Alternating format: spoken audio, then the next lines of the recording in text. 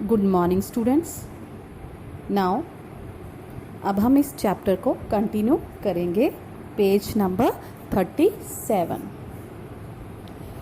कल तक हमने पढ़ा था कि किस तरह से जब रीना नदी में पॉलीथीन फेंकती है तो एक स्त्री प्रकट होती है और रीना जब उसका परिचय पूछती है तो वो बताती है कि मैं नदी हूँ, लेकिन इंसान अपने लालच में आकर मुझे दूषित करता जा रहा है। अब इसे हम आगे कंटिन्यू करेंगे। तो look at the page number 37। Reena चुपचाप उसकी बात सुन रही थी। वह हाँ में हाँ मिलाती हुई बोली, हाँ ये तो सच ही कह रही हैं आप। यूं तो तुम सब मुझे माँ कहते हो, फिर भी अपनी माँ का स्वच्छ और निर्मल आंचल निरंतर मैला किए जाते हो। रीना ने उसकी बात ध्यान से सुनी और उनकी हाँ में हाँ मिलाई कि आप सही बोल रही हैं। तभी उस स्त्री नदी ने कहा कि सब मुझे माँ बोलते हैं, लेकिन इंसान ये भूल जाता है कि उसे अपनी माँ के आंचल को कैसे साफ और स्वच्छ रखना है। और ये जानते हुए भी कि ये गलत है, फिर भी इंसान मुझे निरंतर मैला करता रहता है। तुमने बड़े बड़े मकान, कारखाने, ऊंची ऊंची इमारतें बना ली, पर मुझे क्या दिया? नदी ने कहा। घरों कारखानों का कूड़ा कचरा, विषैले रसायन, जो घरों से, कारखानों मीन्स फैक्ट्रियों से जो धुआं निकलता है, कूड़ा कचरा निकलता है, जो जहरीले रसायन केमिकल्स होते हैं, वो सब किसमें डाल दिए जाते हैं? नदियों में।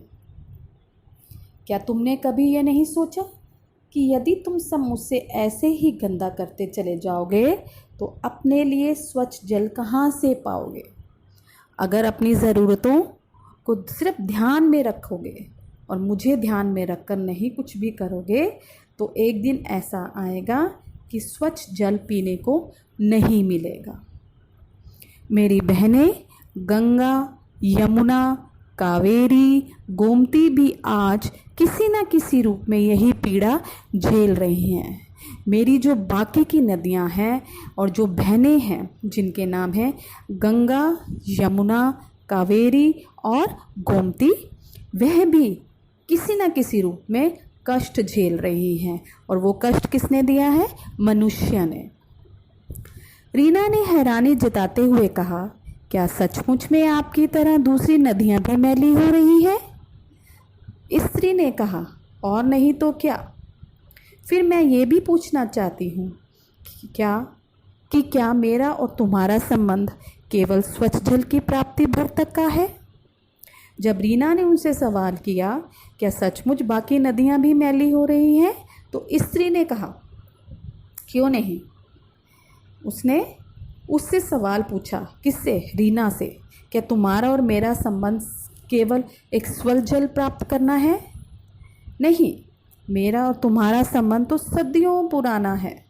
मेरे ही तटों पर सभ्यता का विकास हो गया, कई गांव नगर बस गए। तो नदी ने कहा, नहीं, मेरे जो किनारे हैं यहाँ पर बहुत सी सभ्यता, संस्कृति का विकास हुआ और जो बहुत से गांव नगर थे वो मेरे किनारे पर बसे।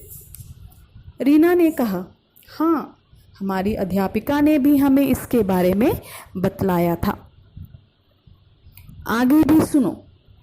नदी ने कहा, धार्मिक उत्सवों के उपरांत जब तुम मूर्तियों का विसर्जन करते हो, जब कोई भी धार्मिक उत्सव फेस्टिवल आता है तो जब नदियों में मूर्तियां बहाई जाती हैं तब क्या होता है? तब तुम सब स्वयं को कितना धन्य मानने लगते हो कि हम कितने धन्य हैं कि हम ऐसा काम कर रहे हैं। पर सोचा है कि यदि उसके बाद मुझ पर निर्भर जलीय जीव और पौधे कितना कष्ट पाते हैं?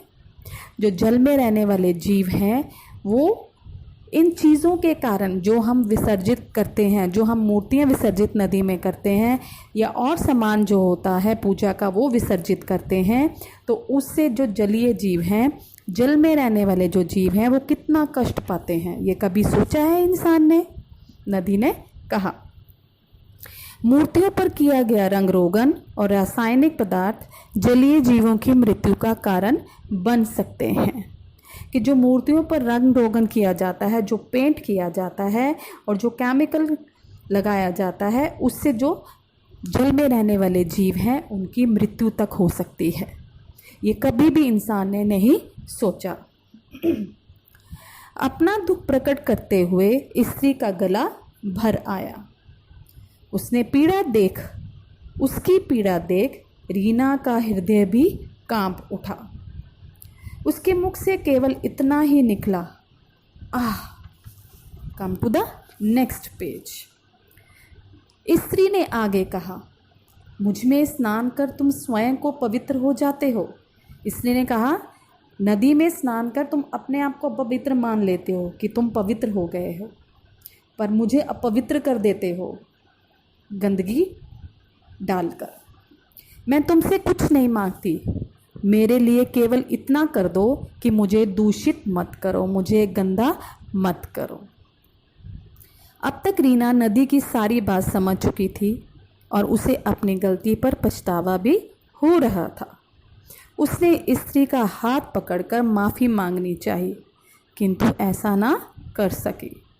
वह स्त्री छपाक की आवाज़ के साथ नदी की जलधारा में लुप्त हो गई। लुप्त होना मीन्स गायब। इसी आवाज़ से रीना की नींद खुल गई, क्योंकि जो रीना थी वो गहरी नींद में ये सपना सोच रही थी, क्योंकि उसने अपनी माँ के शब्द सुने थे जो बहुत ही धुंधले थे, पॉलीथीन। उस पॉलीथीन के शब्द से ही उसने ये सपना देखा कि किस प्रकार नदी मनुष्य से प्रसन्न नहीं है और जो मनुष्य है वो नदी को निरंतर मैला करता रह रहा है अपनी आवश्यकताओं की पूर्ति के लिए। उसने स्वयं को अपने बिस्तर पर लेटा पाया। सवेरा भी हो चुका था। Next line. रीना एक गहरी सांस लेकर अपने सपने वाली बात को याद करने लगी। सपने वाली स्त्री का करुणा भरा चेहरा उसकी आंखों के सामने चलचित्र की भांति घुस गया। चलचित्र होता है एक पिक्चर। तभी उसके अंतर्मन से आवाज़ आई, अंदर से आवाज़ आई, अंतर आत्मा, रीना जब जागो तभी सवेरा, कि जब भी नींद खुले तभी सवेरा मानो। तो आपको बच्चों ये समझ आया होगा कि रीना ने सपने में ही कैसे सबक लिया और उसने उसके अंदर से आवाज़ आई कि जब जागो तभी सवेरा, कि जब समझ आए समझो तभी से आपका रास्ता, नया रास्ता शुरू होता। आओ प्रण करो कि नदियों को प्रदूषित होने से बचाएंगे, कि आओ मिलकर हम सब ये शपथ लेते हैं, ये वचन लेते हैं, ये प्रण करते हैं कि हम नदियों को दूषित मैला नहीं करेंगे। इसके लिए लोगों को जागरूक बनाएंगे। जागरूक होता है लोगों को अलर्ट करेंगे, सावधान करेंगे कि ये जो हम कर रहे हैं ये सब गलत है। रीना बिस्तर से उठी और अपने कमरे से बाहर आ गई। उसने देखा माँ वही पॉलीथीन पिताजी को पकड़ा रही है। वे तेजी से भागी और पॉलीथीन छीनती हुई माँ से बोली, नहीं माँ, अब हम नदियों को और दूषित नहीं करेंगे। ये सब सामान नदियों में डालने के अलावा भी अन्य किसी रूप में प्रयोग किया जा सकता है जिससे किसी का अहित ना हो। अहित होता है नुकसान। फिर रीना ने माँ को सपने वाली बात और अपने प्रण के बारे में बतलाया। माँ मन मन मुस्काने लगी। मन मन मुस्काना मीन्स धीमी धीमी मुस्कान उसके चेहरे पर आ गई। वे कुछ कह पाती इससे पहले ही पिताजी ने रीना को अपने गले से लगाते हुए कहा, ये हुई ना बात। अब मैं सबको कह सकता हूँ कि मेरा नाम रोशन करेगी जग में मेरी राज दुलारी। रीना ने अपने माँ बाप को भी ये सीख दी कि किस तरह से हम अपनी आवश्यकताओं के लिए किसी दूसरे का नुकसान नहीं कर सकते। हम अगर नदियों को मैला करते चले जाएंगे तो एक दिन ऐसा आ जाएगा कि हम साफ पानी के लिए भी तरसेंगे और वो पानी हम प्राप्त नहीं कर सकेंगे। तो वो समय आने से पहले ही हमें अपनी ज़रूरतों पर लगाम लगानी चाहिए। नदियों को प्रदूषित होने से रोकना चाहिए, तभी ये संभव है। अगर हम में प्राण है तो नदियों में भी प्राण है। अगर उनमें प्राण है इसीलिए वे हमें स्वच्छ जल देती हैं, तो हमारा भी कर्तव्य बनता है कि हमें नदियों को प्रदूषित होने से रोकना है और इसके प्रति लोगों को जागरूक करना है। Students, hope you understand the chapter. इस चैप्टर को आप खुद से 2-3 बार रीड करिए अच्छी तरह से और जज करिए कि आप कहाँ पर ठहरते हैं। क्या आपने भी कभी नदियों के जल को प्रदूषित किया है? अगर किया है तो अभी से उसे रोका जाए। बच्चे, आज के लिए ही इतना। इसके क्वेश्चन आंसर्स, बैक एक्सरसाइज हम नेक्स्ट